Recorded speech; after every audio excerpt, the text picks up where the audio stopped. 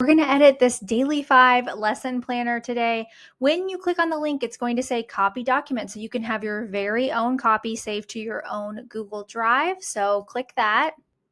And once it opens up, you will see this image, and you can't move anything on here. It's saved as the background. That way it's secure, and it's something that I created for you to use in your classroom, but just for your own personal use. But the way you can edit it digitally is by inserting a text box. So you're going to go up to Insert, click Text Box, and you'll notice that you can put one wherever you want. That's one great thing about Google Slides. So from there, I like to change the font. I really like Poppins. I'm going to go ahead and put the date in.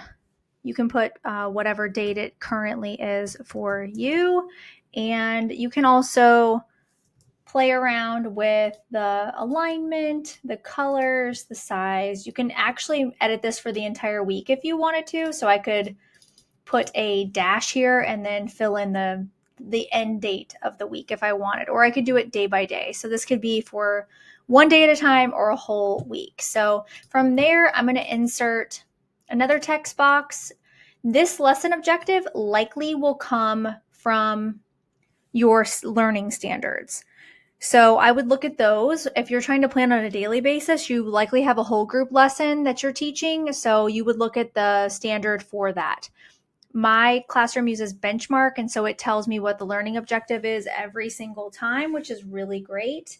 And then it will tell me just what the main lesson is too. So it's not like I'm trying to come up with this on my own. But let's say, for the sake of argument, I was kind of doing that on my own today. Let's say my class, the lesson objective is being able to identify main characters, setting, and plot of story. Okay, so that would be what I would put here. Again, I can play around with this if I like the alignment different. I'm going to keep inserting text boxes by going insert text box, and I would type out what the whole group lesson is. Maybe we're going to read, I would probably list the name of the story, but I'll just put a story and identify the characters.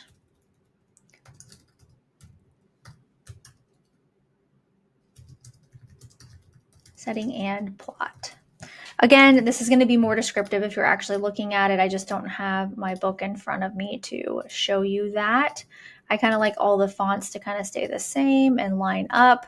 Okay, from there you might have a different mini lesson. Let's say you have a specific one on word work, and you are identifying long and short A sounds.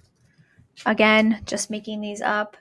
So I'm guessing you're getting kind of the hang of it by now, and you can tell that it's just a matter of plugging and playing. That way you can easily access your notes, and you can show that you are using this for Daily 5, but tying it into your actual learning standards. Another mini lesson might be something to do with writing or something else that you need to cover. I just wanted to have two boxes there because sometimes there are too many lessons. And then from here, you would plug in the name of the stations that you're doing for the day. So let's say you only have time for a few, but one of them is word work. So again, I'm just kind of playing around with the sizing, getting that to fit on the line. Okay, and then on book clubs, that's where you could actually put in your name of the book the kids are reading, and maybe they meet Monday, Wednesday, Friday. I like to note that because then it just kind of helps me remember, oh yeah, they meet Monday, Wednesday, Friday. I've got my ducks in a row, so I know who I'm calling over to work at my teacher table. Okay, I hope you found this helpful. Remember, you can use this on a day-to-day basis. You can use it for weekly lesson plans. The key here is that you're just, keeping track. You could have another page behind this of anecdotal notes of who needs extra help with what, but it's just a great way to kind of streamline your literacy block, have an actual lesson plan typed out. It helps your brain categorize things. You could even keep this digital just by duplicating the page. So that's another thing you could do. Every time, just duplicate, and you would have the whole year planned out, and then you could go back and look at your plans.